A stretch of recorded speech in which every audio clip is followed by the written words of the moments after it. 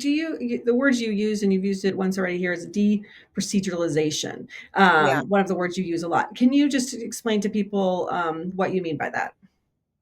Yeah, it is basically just acknowledging and you can talk about process, you can talk procedure, you can talk about regulation. These are all sort of, sister concepts that are different, levels of a hierarchy. Um, but essentially, it's looking at how the bureaucracy works and saying which of these procedures are actually necessary. And another way to talk about it, and I feel like Democrats are coming around to this, but it's sort of not been the squarely Democrat space, is that one of the problems with government right now is that we have an imbalance between go energy and stop energy. And I know this is like Mm, second grade language, but if you talk to somebody who works in a federal agency or a state or a local agency that is trying to get something done. I'll use, for example, the team that built Direct File at the IRS this last year. They're trying to build something that the public can use and deliver a new service for low income people that means they don't have to use they don't have to pay a firm to file their taxes, and they are more guaranteed to get the credits that are available to them.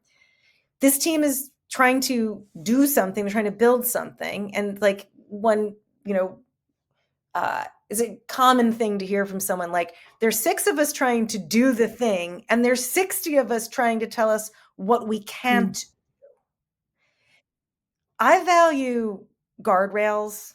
I value checklists. I would not get on a plane that like didn't have all of the stop energy, right? Like your plane only takes off when every one of those things on the checklist has been checked off Yeah.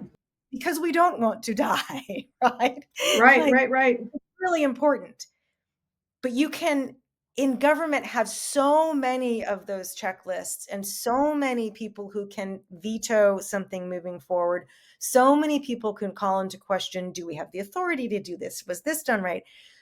That it feels maddeningly slow to actually get anything done, right? Yeah. Yeah. And so you've got procedures and you've got people implementing those procedures. Some of them are necessary and we need to retain them. So, and in high risk environments, like getting a plane off the ground or like managing our nukes, like you want all those safeguards. You probably don't want to remove any of them, right? Right. Right. Right.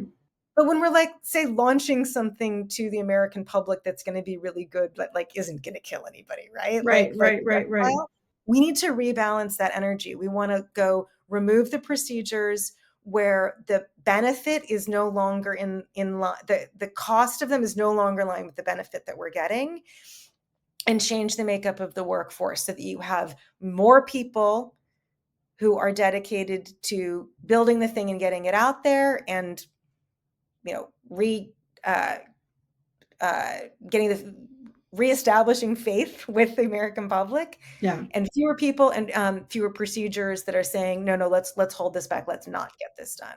Yeah. And I think that's a really good point about kind of the risk management, right? Of like, and that's one of the frustrations I think about what's happening right now is there doesn't seem to be that. It's the, oh my gosh, we fired the nuclear inspectors, let's bring them back in. Is there's no like rhyme or reason to like, oh, there's actually governments that does some really important things that are not just like run like a business. It's not just a bottom line. It's actually having to deliver safety, whether or not it costs or whatever it is.